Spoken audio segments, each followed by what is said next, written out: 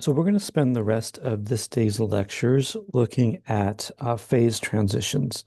So this is the changing of phases between solid liquids and gases. And it's important to realize that these processes are just reversals of each other. And even the energy required is the same, they just might be opposite signs. So when we go from a solid to a liquid, we all know that as melting. Another term that we use for that is fusion. And if we go the other way, then that's defined as freezing. Now, going from a liquid to a gas is known as vaporization. And the opposite way is known as condensation. Now, there's a process where we can go directly from a solid to a gas without passing through the liquid phase, and that's called sublimation. And then the opposite process, going from a gas directly to a solid, is known as deposition.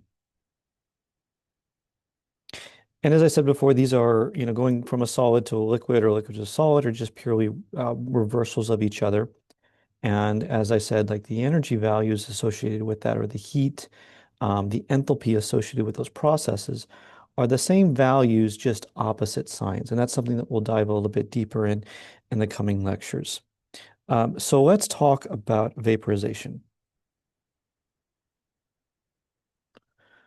So again, this is a liquid going to the gas phase.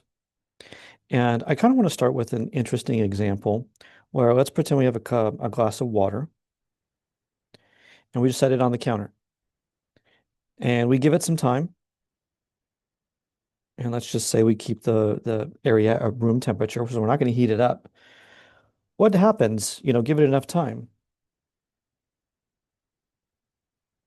Give it, plenty of time, and eventually it's empty.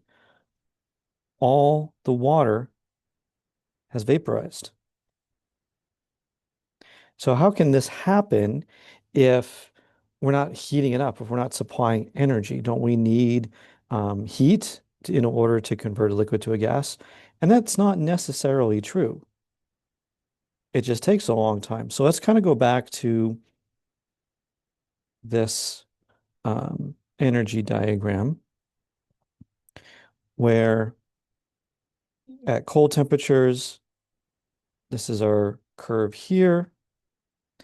At hot temperatures, this is what our curve would look like. So this is low temperature, high temperature.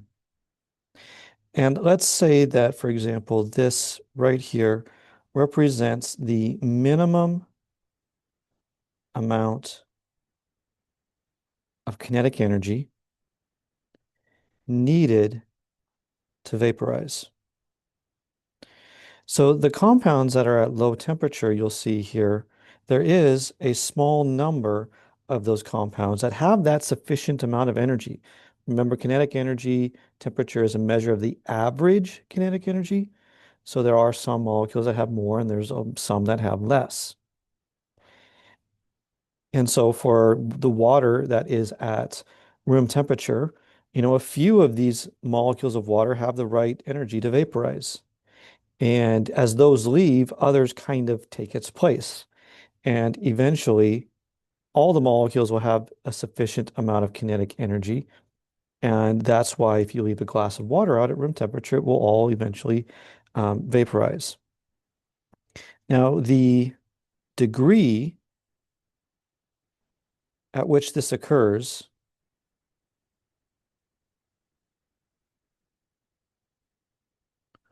depends on whether the liquid is volatile or non-volatile. And that's a term that has been introduced in lab or will be introduced shortly when we look at determining the molar mass of a volatile liquid. And we can look at volatile as just simply, it's something that is very easy to vaporize because this substance, whatever it is, has low intermolecular forces. And a non-volatile liquid is the opposite. It's hard to vaporize because it has stronger intermolecular forces.